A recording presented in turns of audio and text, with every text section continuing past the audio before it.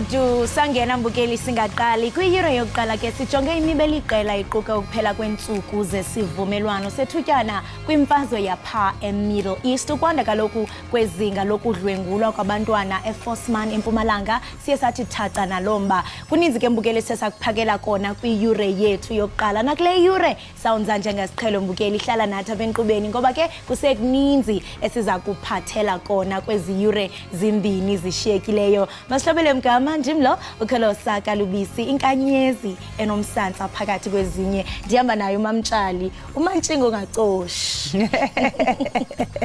Mbukeli ayigijimi lento liyaphaphatheka ihamba ku-fast lane kuphela iyashelela nje igudla lapha enhloshane lapha emkhalaqhude kanye nale ondini kuseyimi isipatya sentokazi yakwamantshingo umagalela gase onjengongonyama.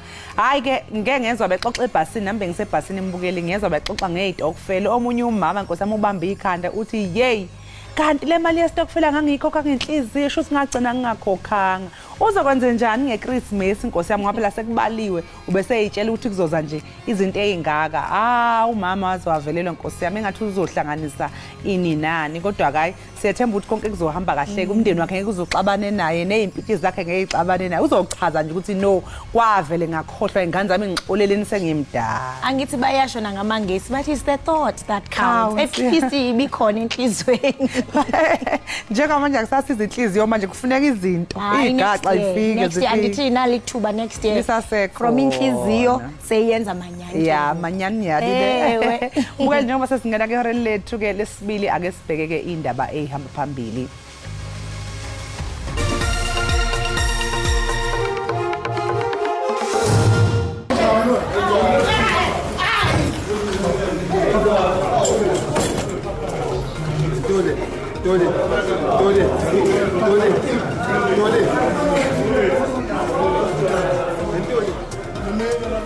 Kuqubuke idubedube ngaphakathi enkantolo ngesikhathi kuqhubeka uqulwa kwecala likaloweyo nozinto weOrlando Pirates kanye nebafana bafana.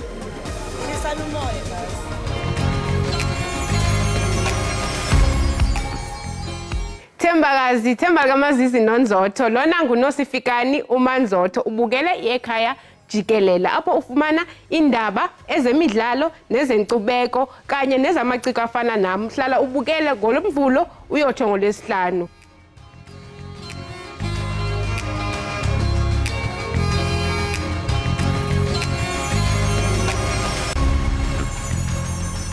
Kuqubuke uthuthuva ngaphakathi enkantolo ephakeme ePitoli ngesikhathi abanye babasolwe ecaleni lokubulawa kukaSenzo Meyiwa behilizisana nomunye wojele abebeqaphe ngaphakathi.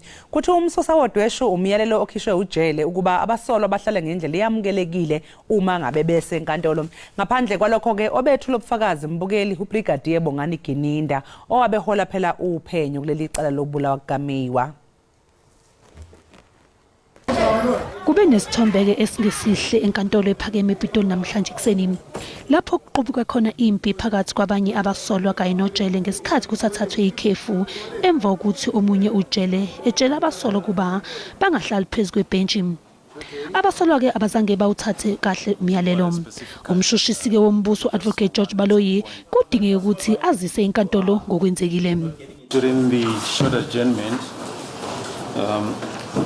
there was a scuffle between the prison warders and some of the accused number 3, 4 and 5. Kubike sekubizwa ujele ukuba azochaza.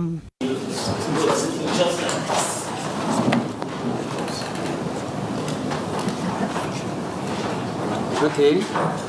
I stood up and then shouted Nduli. I'm not familiar with their names. Nduli, you cannot sit like that. This is court. So he was like, no, you're not going to tell me how to sit here. And then I came closer. I was like, no, you are going to sit proper way. 3 of them were howling now. Sizokshaya, if you start this thing of yours. Ijaji ke libe selicela ukuba kuhlonishwe inkantolo. Kusenjalo ohola uphenyo uBrigadier Bongani Gininda ubeseqhubeka ke nokwethula ubufakazi notshele inkantolo ukuthi umsolwa wokuqala uMuzibiya wavuma icala mhla zingama-30 kuNhlaba ka-2020 ngosuku aboshwa ngalo. During my interaction with him, I did not observe any sign of panic or uneasiness before I before we started with the discussion. Nor did he raise any complaint with me. uGininda-ke uzoqhubeka nokwethula ubufakazini. Sele kuzinsuku ezinhlanu kubekwe phansi izikhali phakathi kweSirayeli neHamas. Isirayeli ikhulule abathinja abangama-33 basePalestina ekhupha inani elipheleleyo lamaPalestina akhululwe ukususela ngoLwesihlanu ukuya kwi-150.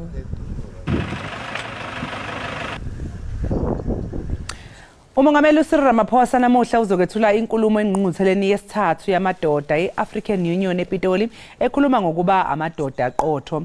INingizimu Afrika isingathele engqungquthela ngokubambisana ke nosihlalo we-African Union kanye nomengameli waseComoros uAzali Assoumani. Inkokheli ye-Action SA Herman Mashaba usungule iphulo lelizwe lonke lokubeka iliso kwiziseko zophuhliso kumazibuko ongena eLimpopo abanga ukunqongophala kokuzimasela kwezopolitiko ukujongana nokuthontelana kwabemi bamazwe ngaphandle abengenazo impepha mvume. Umbutho ojolise eqiniseni umthetho wezongenelelo kwaye ubeke phambili abemi boMzantsi Afrika ukuba bonyulwe.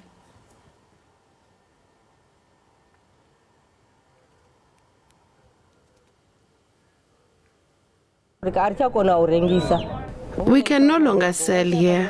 Only Zimbabwean nationals have stalls here.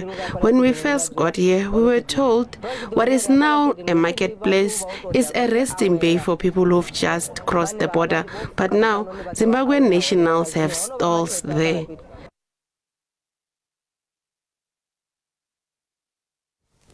Inkampani ekhiqiza imoto iVolkswagen kuleli siholele ukuthi kube nokwesaba kuleli njengoba sekuqubuke amahemhemu athi izothatha imigodlagodla yayo ifulathele elakuleli. Umqondisi ke omkhulu lenkampani ubekhala ngokuthi ukucisha kogesi kuleli kwenza kube likhulu ukumelana nezindleko zokuphatha nokuqhuba ibhizinisi. Sikhuluma nje lenkampani iqashe isebenze engaphezulu kweinkulungwane ezingama500. The social media reports claiming that Volkswagen is planning to exit South Africa are incorrect. The post on X present false information which has been taken out of context of the interview the Volkswagen Global CEO, Mr. Thomas Schaefer, had with Reuters on Friday. Volkswagen is still fully committed to South Africa, where it has been manufacturing vehicles for over 72 years. Umasipala waseNelson Mandela Bay udilize ingxenye yeBay World Aquarium ngenxa yenqalabo zokhuseleko ngethemba lokutsala abakhenkethi nokutsala abatyali imali.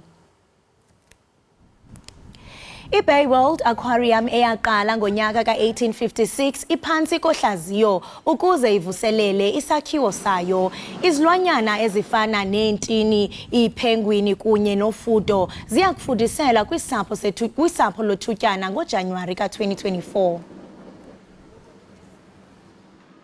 This is a critical step towards a bigger development. This is not just about the Bay World, this is the whole precinct. There is a list of projects that are involved in this precinct, around about 13 projects, and at a value of just roughly 6.2 billion in total. So as we'll be looking at this project, this is a step in which we'll actually later on be looking for some forms of the private-public partnership. Amapolisa ephondo laseMpumalanga acela kuluntu elinokuba nolwazi malunga nokubulawa kwesibini emganduzweni ngaseHazyview ekhaneleka ukuba amadoda angaziwayo ahlasele ngethuba likacimicimi. Amaphoyisa anxusa amalungu omphakathi ukubalekelele ngolwazi olungaholele ekuboshweni kwabasolwa abayamanisa nalesigameko. Kusolwa ukuthi lezi zithandana ezihlaselwe endlini yazo kanti abukho ubufakazi bokwebiwa kwempahla. Singumndeni silimele kakhulu siyawadzinga impendulo siyadibuta siyadiphendula ukuthi ngabe konakele kuphi because asikeva lutho thina ukuthi kunala abantu balwa nabo or kunalabacabene nabo previously, so silimele kakhulu. Amalungu enhlangano ebhekele ukuphepha komphakathi athi aselalo benyuni. And we complain ukuthi abasengadile amaphoyisa ngoba le masoyi era ikhulu kakhulu.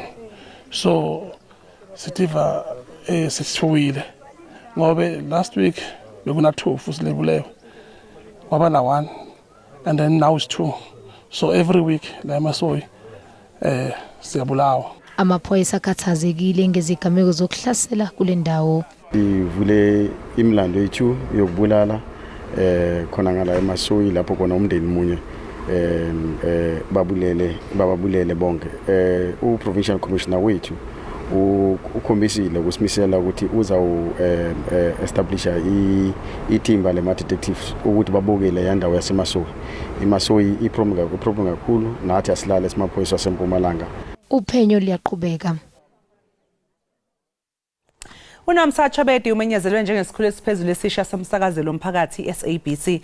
Lokuza nje bese kuphele izinyanga engaphezudlwana kwezine singavaliwe lesi sikhundla emva kokuphela kwehlandla lesikhulu sangaphambilini uMadoda Mxakwe. uChabedi uzoqala ke lo msebenzi wakhe emhlalulunye kuNdasa wangonyaka ozayo u2024. Ms. Chabedi brings with her a wealth of experience in corporate South Africa, which spans both the public sector and the private sector, and also, importantly, she also brings experience from the broadcasting sector, which plays her well to assist us in turning the fortunes of the SABC. The first thing for us is to ensure that all the employees of the SABC are rallied behind the strategy of the SABC, which we are currently in the process of developing, which will guide the work of the SABC for the next 5 years. That is critical for us because great as she is, as our CV suggests, she will need everybody at the SABC to be able to assist us in turning around the fortunes of the SABC. Amadlela ndawonye ANC Khosathu ne-SACP achaze ukukhwatshaniswa kwenani lerandi kuleli njengemizamo ehleliwe yokuqola umbuso. Ngaseqaleni kwenyanga ephezulu ibhange iStandard Chartered livumile ukukhokha inhlawulo engaphezulu kwezigidi ezingama-42 zamarandi ngey'nsolo zokukhwabanisa inani lerandi phakathi ka-2007 kuya ku-2018.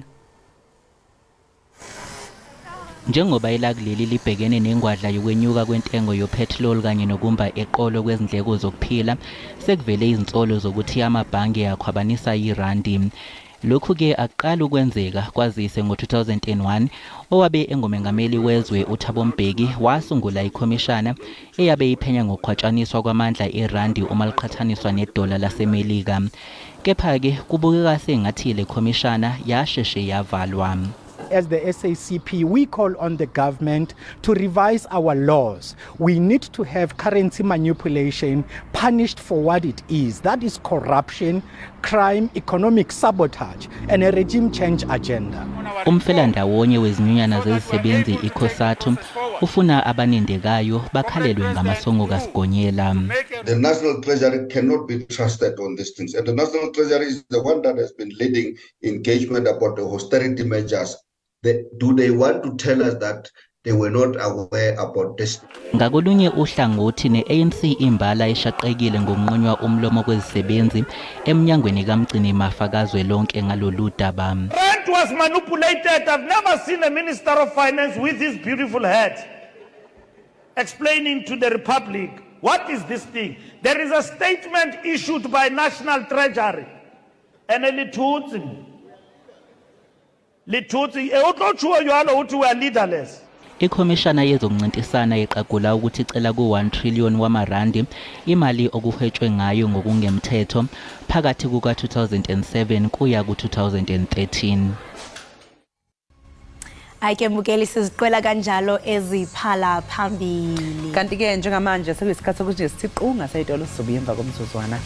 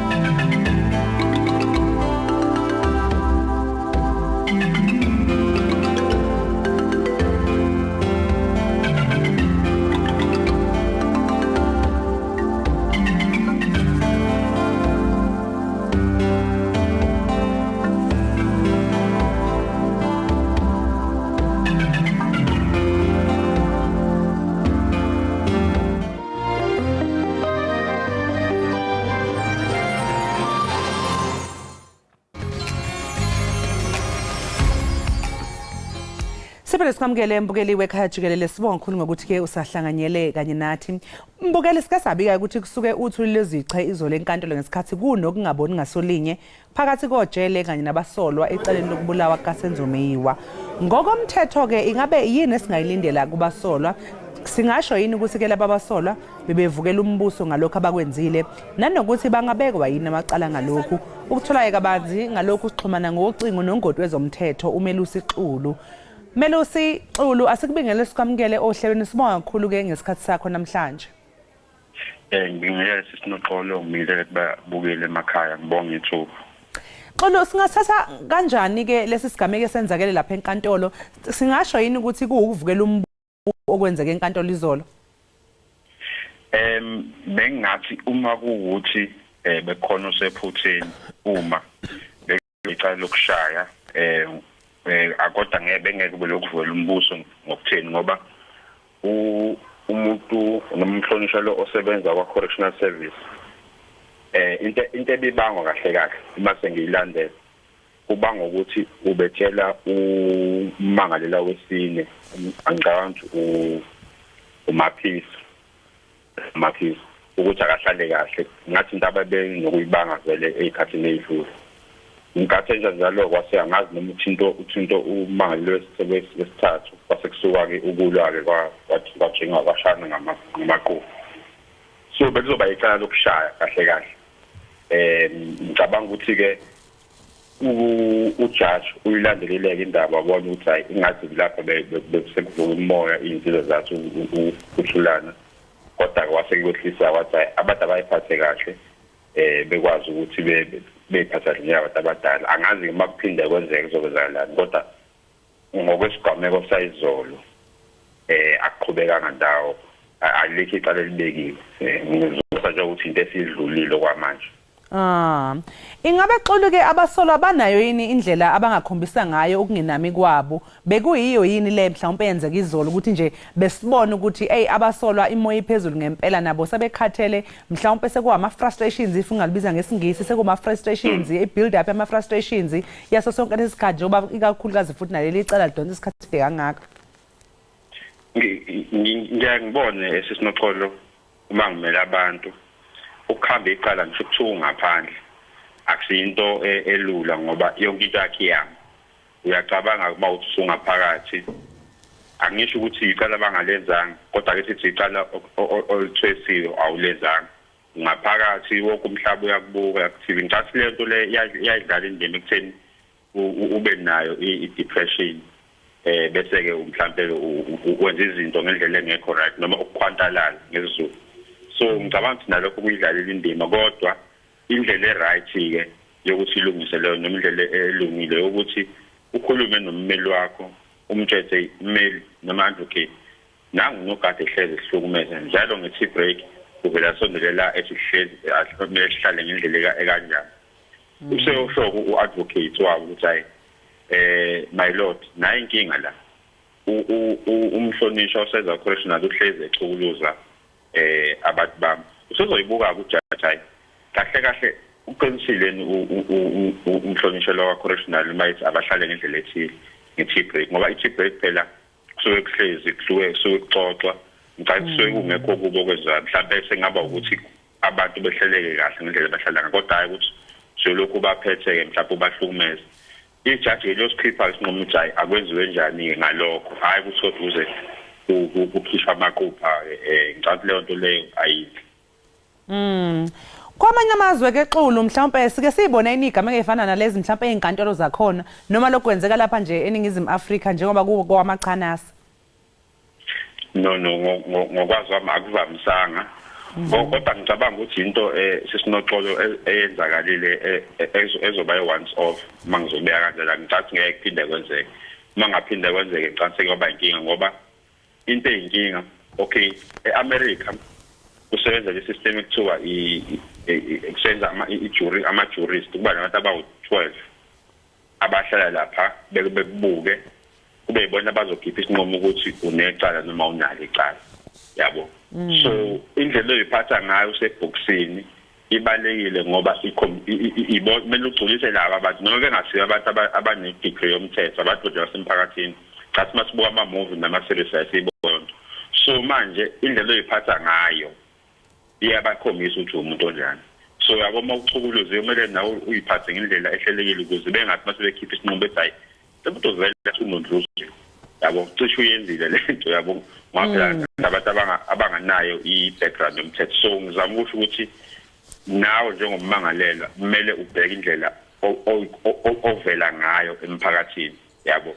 Basabelungu it's all about PR public relations. So ngicabanga ukuthi naba abalaleli abameli babo bazobatshela noba fethu phela kumele nibheke ukuthi le case le noma kuzoba ujudge kuphela ozodecide ngayo but nangendlela eniphatha ngayo kumele nihlise umoya nibekezele sebengazamayo nokuthi phakathi internally bezama uku-attenda i-therapy ukuze bekwazi ukuthi behlezi bekhala ngaso sonke isikhathi. Hayi kumele usixolise siyabonga kakhulu-ke ngesikhathi sakho namhlanje kuseni sikufisele nosuku oluhle. Ngiyabonga sisinoxolo nibe nosuku oluhle nani. Lewo-ke mkele besixoxa naye umele usixuli ungoti-ke wezomthetho laphaya eDonda Attorneys. Besixoxa naye mayelana nodaba-ke olwenzeke lapha enkantolo ecaleni la kubulawa kwalowo wayenozintiwe bafana kanjalo ne-Ondo Pirates icala-ke kusenzo May walapha sibone khona-ke abasolwa bebambana ngey'hluthu kanjalo-ke nojele oyedwa laphaya enkantolo. Njengamanje-ke mbukeliswa nje-ke qunga seyitolo siyabuya emva komzuzwana.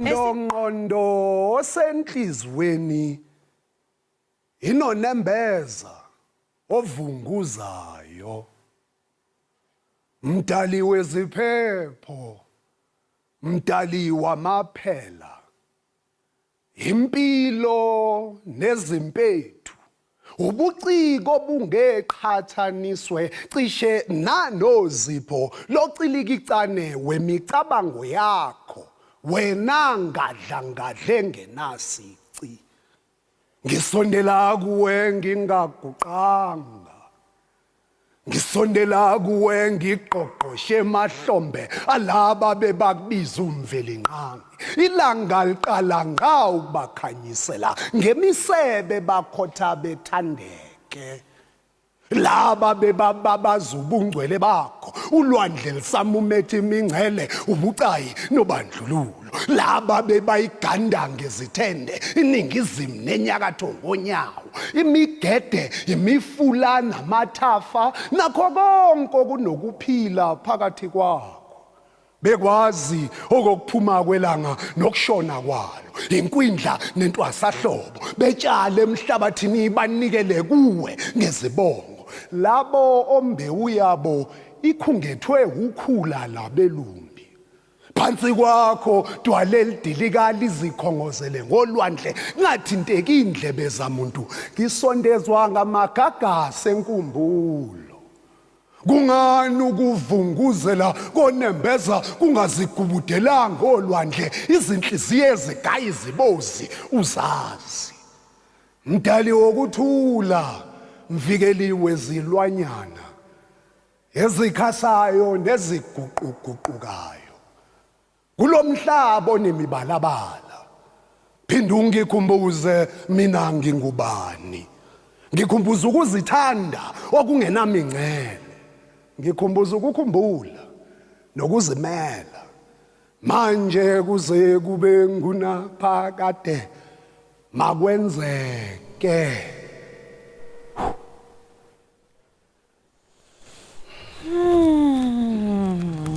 Yazi yamnandi inkondlo Butsabelo sikubingelele sikamkele lapha ekhaya Jikelele. Ngikubingelela lo siswamunjani. Hey yazi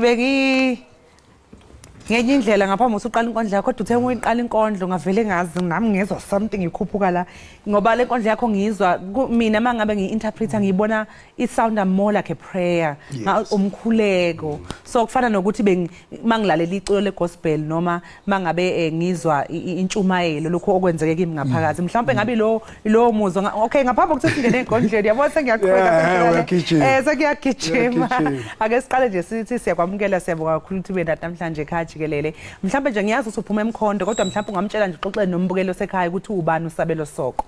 Okay, uSabelo Soko indodana kaMandaba engenandaba, udaba ukhefuza izindaba. Ngisebenza ngamagama okuyinto eyaqala ngisesemkhondo.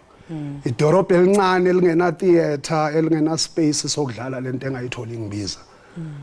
Kwaba ukuthi emangifika eGoli ngithola indawo where I can play proper. 2003 I then kind of went professional uma ufuna ukutsho njalo.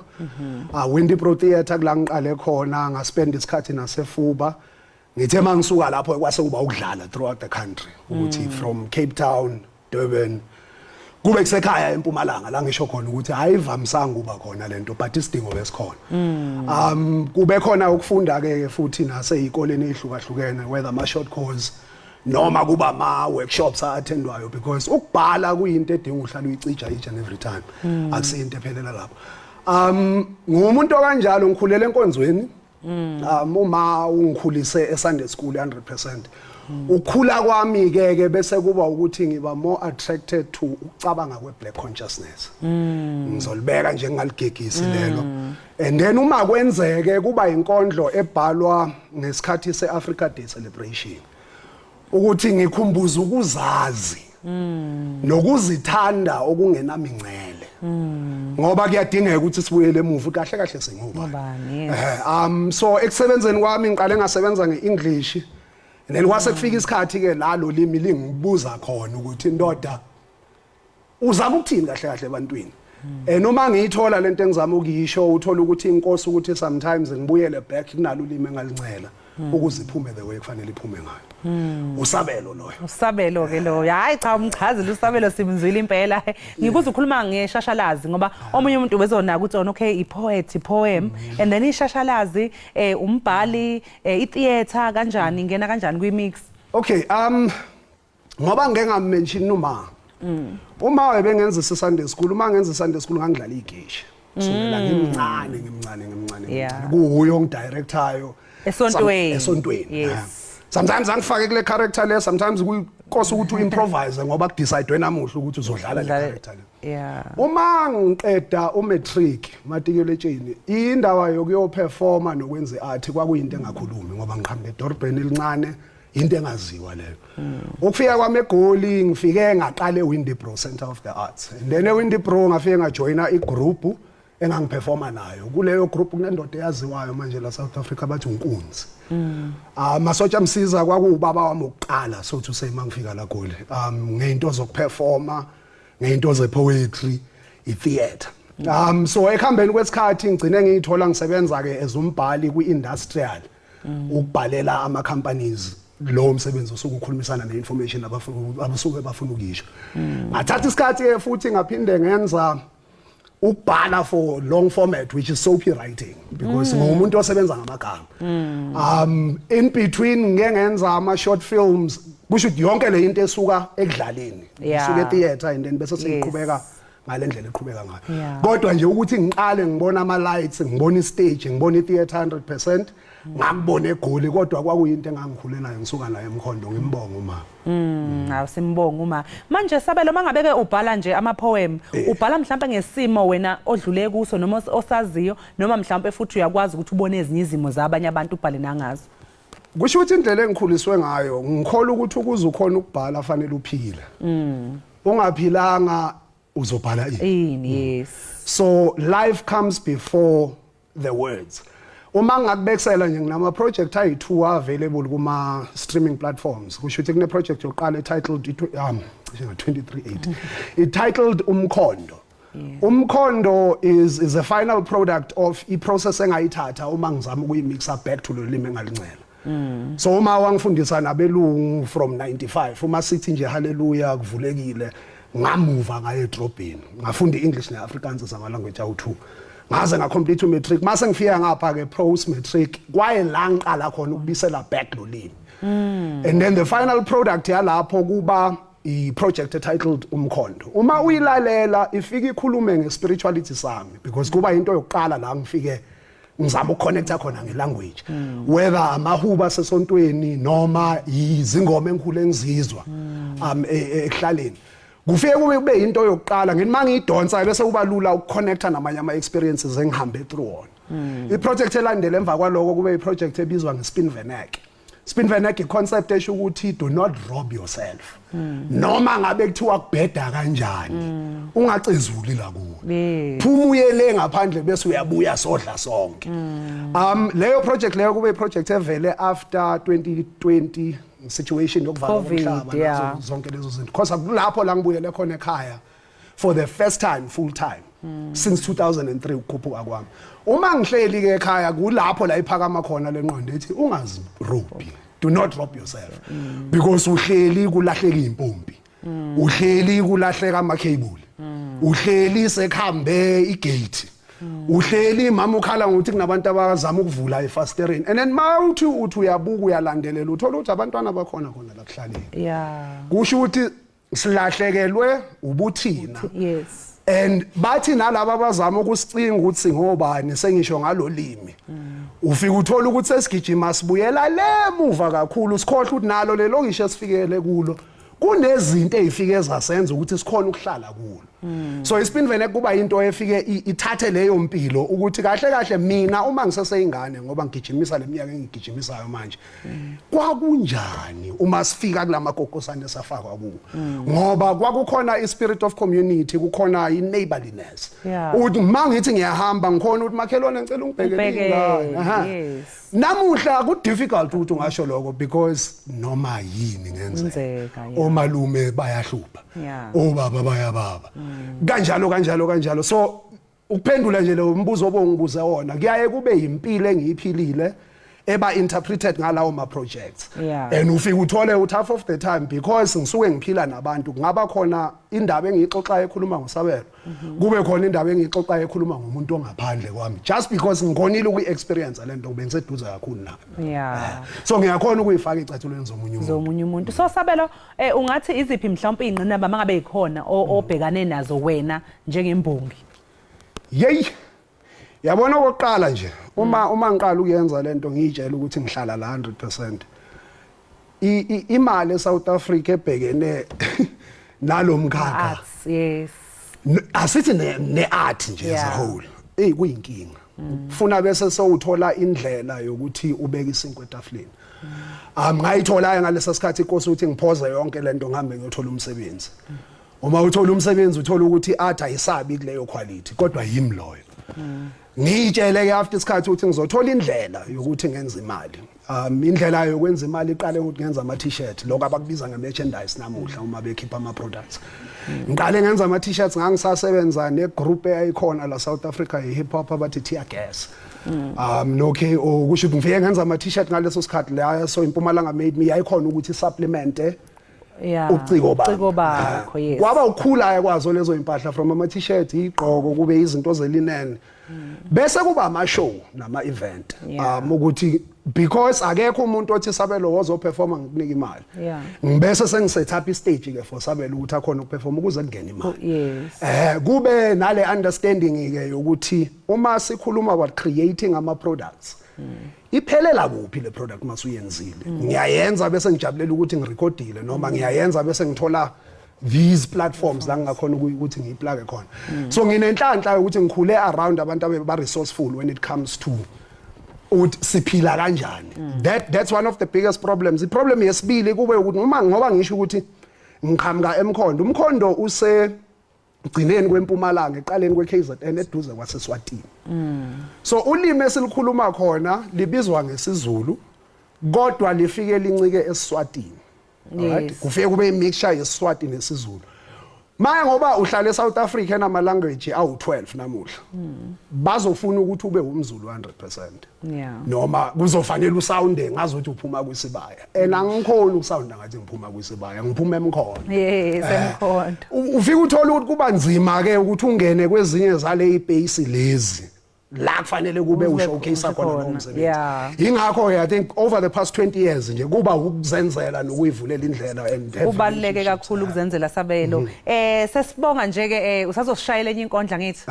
Ake sikunike nje lokuthuba sikudedele manje ukuthi ushayele ababukeli enye inkondlo. Okay. Sibonga kakhulu ngesikhathi sakho. Sibongile.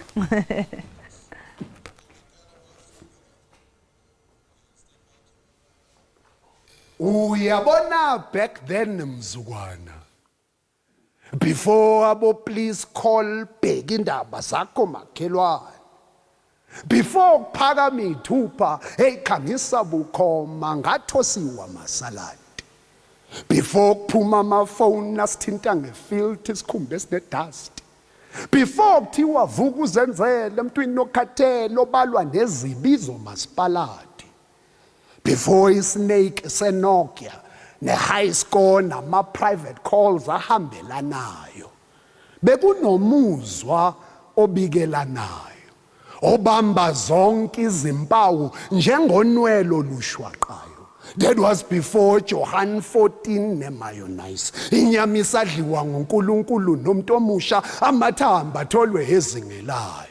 Kule mize ehlangene ngabhekani kwakunanwa nekhanda lentethe ngisho emva kwalama forum amelo yelamikisa abafelokazi mamoshali zazibanga ngomoya emaweni izintandane ngepha usikhotheni bekuyimvela kancane mathe nomphakathi ngalezo nkathi utshani babumnande next door okwezinzipho emva kwescore imfunda makhweli idlala ngegwebu logongolo ineka ijezi goba ucingo okungangena imqhafazo onqamula ujuqu namuhla abantu bafuya izinyoka emakhaya kulahleka inetwork nezimpompi ebumnyameni kuphuma isidumbu esicuyiwe kusale enye into ethwejuliwe lesiko mpilo lesimanje manje alinamahlahla likhipha umkhovetsheni imfunda amakhweli nomdlandla ikhumbula umphakathi osezingeni umphakathi obheka entabeni kuvela okusekufihlakaleni umphakathi onjengamanzi ongamani wachithe wafaka emakhazeni kunokuthi walawule emaningi umphakathi ophande emakhishini ukhumbule ekhaya ngejojothangi lothando umphakathi ozazisayo obhekelanayo phila ngespin venek noma kunjani imfunda amakhwela seyimkantshubufu ikhumbula back then mzukwana kusathiwa makhelwane ngicela ungibhekele abantwana ungibonele newashini edradini ngoba ngathi selifuna ukuguqubala the weather has changed nasikhumbula ukuthi singobani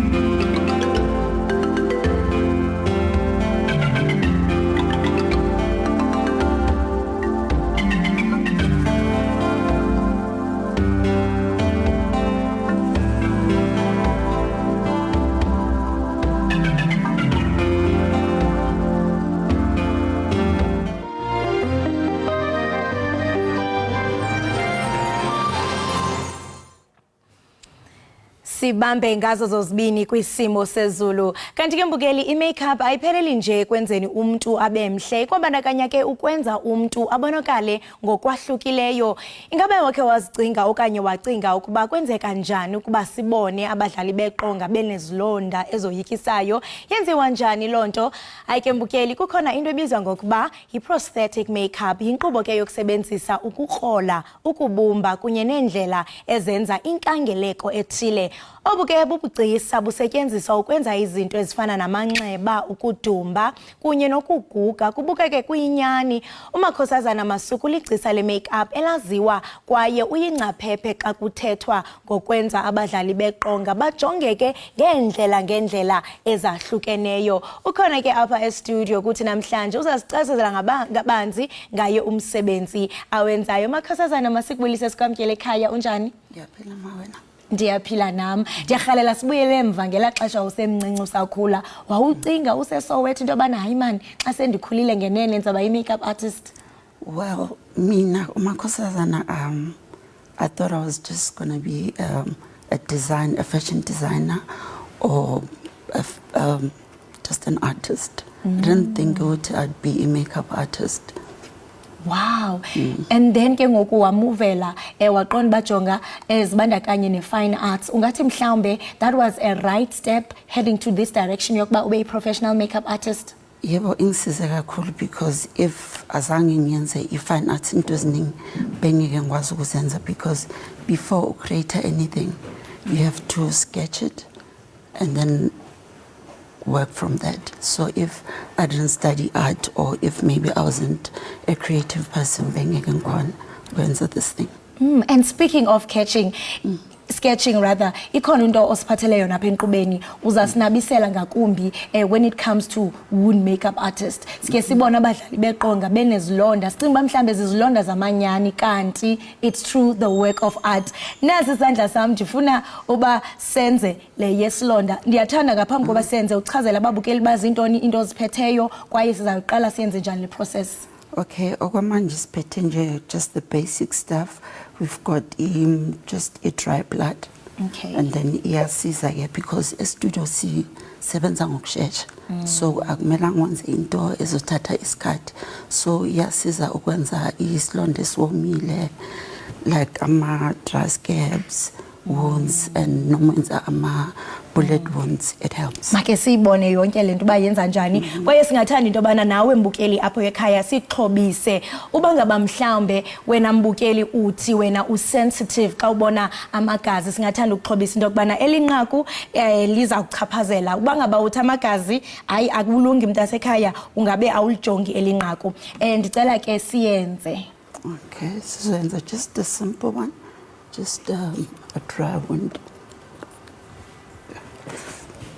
Sorry. So siqala ngantoni? So qala nge-collodium. Okay. I-collodium inento nje yokubabanyana, so ibaba besikhumbeni. So kuye kukuthathe ixesha elingakanani kuba ndiyazi into yobana umcimbi we-acting u-fast paced? Khethe isikhathi khona, but kumele ubheke ukuthi e-studio bakulindile nani. And then the-actor naye kumele ihambe iyorana ama-lines. Wow. Yeah, so kumele usicabange into ezinjalo. Ngizomxolela ungabe nervous. Hayi khululeka. Ndiyathanda into yobana nababukeli bethu bakwazi ubona lo mboniso. Yeah. Kufuneka yome kwaqala. Silandile ngantoni emva koko? Then silandile nge-color wheel izosiza ke ukusipha i-color and iphakamise isilonda lesi esizosenza. Ndiyayiva kwalapha esikhumbeni yami sele isoma kakade. Babanyana. Sivula nje kancane.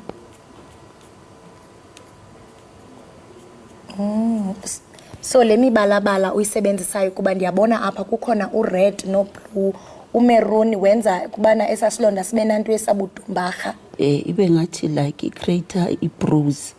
Okay. Like yabona umulimele kunobu-red nyana obuvelayo yabona like. apha ngasemva kuba niyenza no blue eye nobani kube ngathi mhlambe umuntu uchatshaziwe. So esisilonda undenza sona sisilonda esize ngantoni, ndihlatyiwe okanye ndidutyuliwe okanye ndinqubeke entweni? Ale ukhwayekile like yabona noma bangakushaya esokuphuma igazi. Yo. And then sizoyuza our dry blood. Yeah, so le blood, is it, obviously it's not the real blood? No. Isuka phi? Yo yangathi lilo nyani xa selijiyile kanje. Iyayenzwa yona. Okay, by makeup companies. Yes, like Ekhaya. So apha ke ngoku ndiqinisekile into yokubana senza elinxeba libe ngathi li thick okanye liyopha. Livulekile. Yazi makhosazana siye sababona sibe sinodwendwe apha uphekeza owayedlala kwityala lamawele. Siyaqonda into yobana kulaa mboniso wayengathi ugugile umdala, into ethi niyakwazi ukumanipulate umuntu bengathi umdala. Xa sesimbona live apha hayibo noko usemtsha. Leyo into iye inthatha ixesha elingakanani because into yemihla ngemihla. Ithatha isikhathi eside leyo, so kumele ulindwe, maybe unikwe maybe 2 hours to do that. Yeah. So into ethi funeke nisoloko ni on point nivukile as a makeup artist.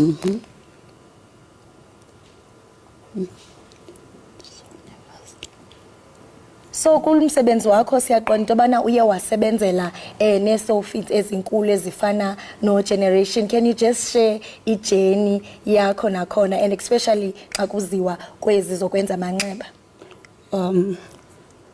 Hey, ngiyaqala ngaqala as i-standby mengiphuma esikoleni. So ngahlangana no uMamhlanhla. Mamhlanhla Nombewu wayesebenza khona. Umama nje wabona umsebenzi wami wangithanda.